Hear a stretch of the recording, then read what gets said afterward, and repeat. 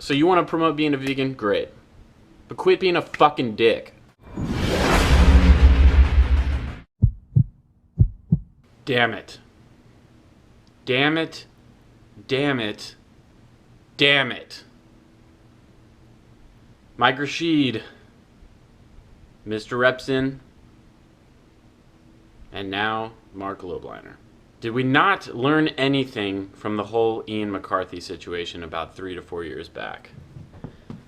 Judging from this, I'm guessing no. It's literally a marketing tactic, specifically on YouTube, to hate on others bigger than yourself, that have beliefs and lifestyles that don't line up with your own.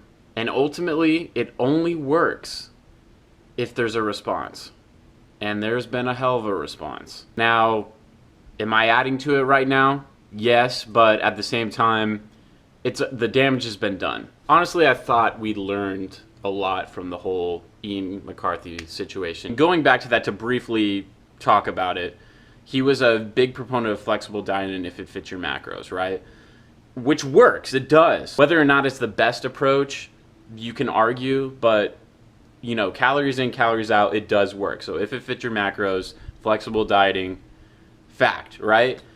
But the way that he went about it, calling people out, and the first people he called out to my knowledge were the twins, he's just fucking asshole about it. We're all here to try to build each other up and, you know, make each other more knowledgeable to help each other's health, their overall fitness, and their reaching their goals in the gym, all that stuff.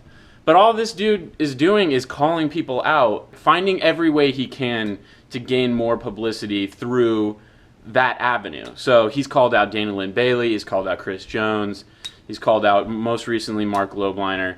Do you see the trend here? This is the whole Ian McCarthy situation all over again. I've watched most of the worst of the fitness industry videos that Richard from Vegan Gains has made, and what really sparked my interest and the reason why I even clicked on any of those videos in the first place was I thought there was going to be some information on how each individual that he basically attacked, how they were giving out wrong information to clients or people that watch them, to subscribers, this and that, just overall interest in what his take would be on. And pretty much every single one would end up revolving around, you eat meat, so you hate animals, you don't think like me, and you don't live my lifestyle, so that means that you are a horrible person, is basically what I got out of them. What I do like about how he does his videos is that he does leave references to different studies that suggest this or that. Not that each reference is just to be taken set in stone, and I'll talk about that in a second. On the other hand, Mark Lobliner didn't do any of that in his video, and I'll make sure to link that, although I think he took it down, so maybe not. But when you don't do any of that and you're just spouting out things, it's a lot harder to seem credible because you could just be making shit up for all we know. I mean, there's a lot of confusion out there. It's not really hard to debunk someone or have a response video and pretty much destroy them if they don't really have anything to go off of to base what they said or what they were trying to get across against. See what I'm saying? So he does do that. What I hate about his videos is the satire is absolutely fucking horrible. It's just bad. It's not funny at all. As far as the information, if you're just to go and do your own research and you want to find out, is eating meat bad for me or not? And you're going to find different things on specifics like red meat and poultry and the different links between this and that. But what I'm going to do for you is, if you haven't researched this, I feel like you should. I've been researching this for quite a while. Still left with some conflicting things, but what I've done is compiled what I feel were the most compelling or the best put together, and had the most references in each article or blog, whatever it may be.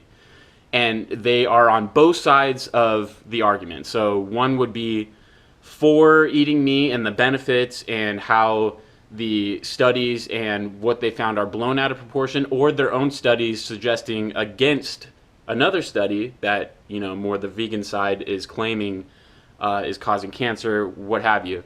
And then also on the other side, a lot of the studies that have to do with this is the link that we found, And this is why we believe that this causes cancer down the road if you eat red meat or some chicken stuff. I have a bunch of links. I want you to do your own research, your own reading, so you're not just taking my words for fact, right? I want you to see it for yourself. And let me know after reading that stuff if you have any type of definitive answer for yourself on whether or not you should eat meat or not. Now, what I've found and applied to my own diet is how you cook meat, particularly how fast, can greatly affect the damage that the meat can do to your body. But it's really all to do with how you cooked it. Some of the links provided will discuss that, whether briefly or I think there's an article that is all about that. But so that's very important, and I've started practicing cooking my meat the right way. So whatever I eat, chicken, beef, whatever. For myself, in my own research, there isn't any definitive facts out there that I can just look at that and be like, yeah, for sure, if I don't cut meat out of my diet completely, I'm gonna get cancer. Like, this is going to lower my life expectancy for sure. We aren't there yet. And I want to read something to you guys in one of the particular articles. It's just one paragraph, and to me, it kind of puts it all in the correct perspective. You guys can let me know what you think, but here it is. A lesson learned here, now this is at the end of one of the articles that I linked. A lesson learned here is that science moves forward incrementally. Although the evidence shows strong trends, not all of it is in perfect agreement. There's always some degree of human error present in the practice of research, which might obscure the truth. And as we learn more, we also learn how much we don't know, which Neil deGrasse Tyson, always saying that stuff. I love it. It takes a very, very humble person, being as smart as he is, to realize that.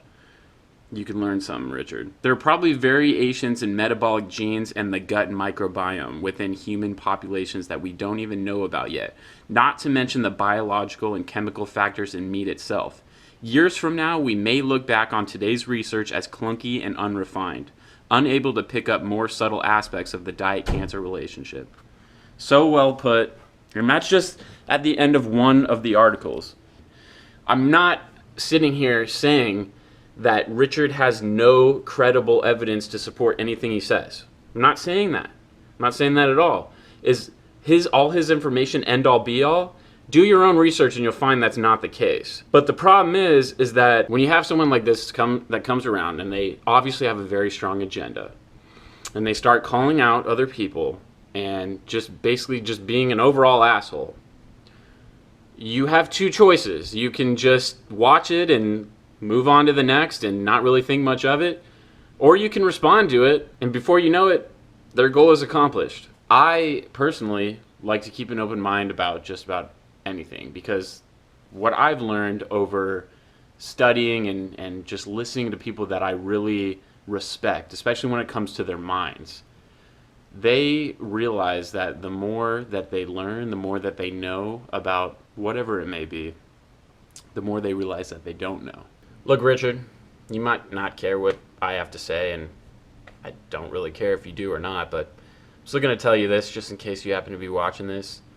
You have some credible evidence, and the way you present your videos, like I already alluded to, is fine. You present some evidence that can back up your claims, and I do in general think you really are trying to help people, but the problem is how you're going about it is completely wrong, and you just look like a fucking douchebag. There's nothing wrong with good old-fashioned debates, but how you're going about it and calling people out like this is just, it's fucking bullshit. For me, myself, when it comes to being a vegan, honestly, when I review my own diet, I have some chicken, yeah.